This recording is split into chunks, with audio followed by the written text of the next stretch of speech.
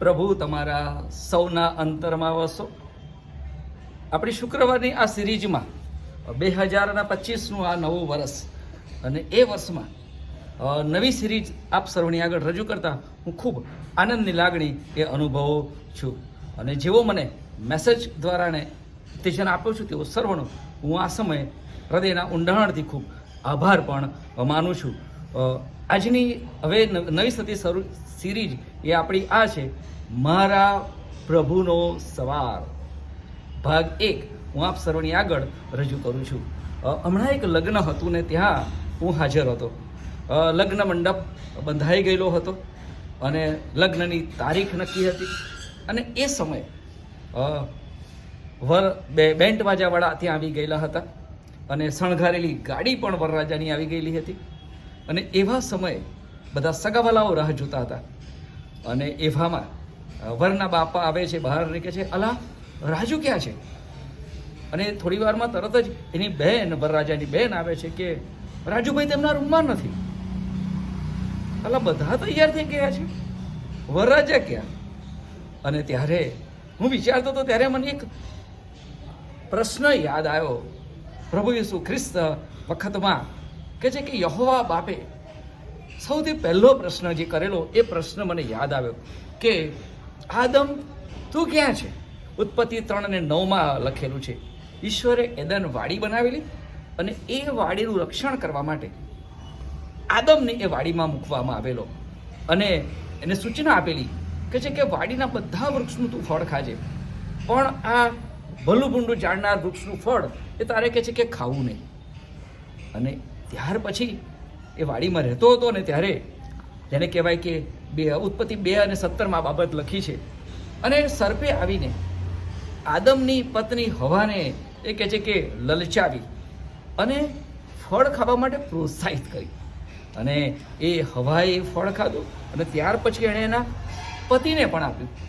અને સાંજનો સમય થયો ત્યારે ઈશ્વર એની મુલાકાતે આવે છે અને ઈશ્વરના આવવાનો અવાજ સાંભળે છે. અને એ અરસામાં ત્યારે એ આદમ જે હતો એ કે છે કે બહાર એ સંતાઈ ગયો, એ એની પત્ની બંને. અને કેમ સંતાઈ ગયેલા? કારણ કે એમણે ઈશ્વરની આજ્ઞા એ તોડી હતી કે છે, અને એ આજ્ઞા તોડી હતી માટે એમણે પાપ કર્યું હતું. અને ત્યારે ઈશ્વર બોલાવે છે કે આદમ તું ક્યાં છે? ઉત્પત્તિ 3:9 અને એઓ સંતાઈ ગયેલા હતા. ત્યારે પ્રભુ એ બૂમ મારે છે.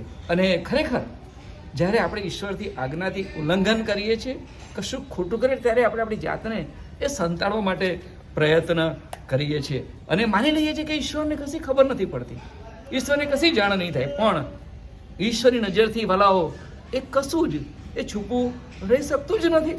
અને ઘણી વખત આપણે એવું માનીએ છીએ આપણે માણસોને છેતરી શકીશું, માણસોને ભરમાવી શકીશું, પણ ઈશ્વરે નહીં. ઈશ્વર બધું જાણે છે. He knows everything.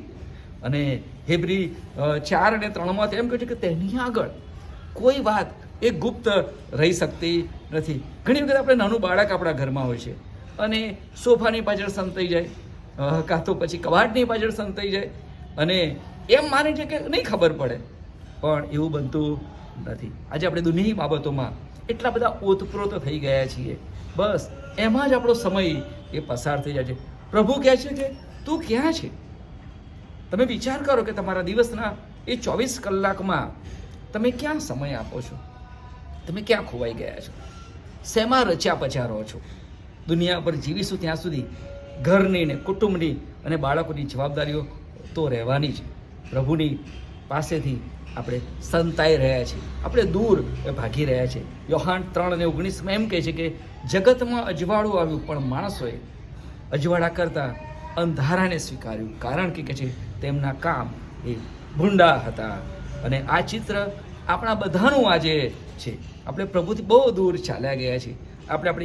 પ્રભુ આપણી જોડે વાત કરવા માંગે છે, આપણી સાથે સંગત કરવા માંગે છે, પણ કે છે કે આપણે તો આપણી નોકરી ને આપણા વ્યવસાય ને આપણા ધંધામાં એટલા બધા રચ્યા પચા થઈ ગયા છીએ. પુષ્કળ નાણાં મેળવવાની દોડમાં દોડ્યા કરે છે.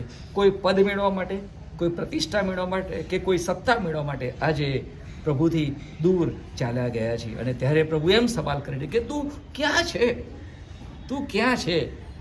અને કાં તો ખરેખર જોવા જઈએ તો દુનિયામાં બે જ નિયમ છે કુદરતના, અને તો એ કાં તો આપીને જાઓ કાં તો મૂકીને જાઓ. જો કોઈને આપીને નહીં જાઓ તો યાદ રાખજો એ મૂકીને જતું રહેવું પડશે. અને ત્યારે એ વસ્તુ કોણ કેવું વાપરશે તમને ખબર નથી. અને ત્યારે આજે એક બાબત કહું છું, મહાન સિકંદર જ્યારે મરણ પામ્યો ત્યારે એણે શું કરેલું, એના બંને હાથ કોફીની બહાર રખાવેલા, અને એ જાણવા માંગતો હતો કે લોકો જાણે કે મહાન સિકંદર પણ દુનિયામાંથી એ ખાલી હાથે એ પાછો જઈ રહ્યો છે. ખરેખર આપણે વિચારીએ, આપણે શેની પાછળ દોડીએ છીએ, કઈ બાબતમાં આપણે રચ્યા પચા રહીએ છીએ? પ્રભુનો એ જ સવાલ છે કે તું ક્યાં છે? નવા વર્ષનો પહેલો સંદેશ કે તું ક્યાં છે? પ્રભુ આ બાબત સમજવા માટે તમને અને મને બધાને તેની કૃપા આપો. ફરી આવતા શુક્રવારે નવા સવાલ સાથે મળીશું. ત્યાં સુધી મારો વાલો ઈસુ તમારી બધાની સંભાળ રાખો. આમીન.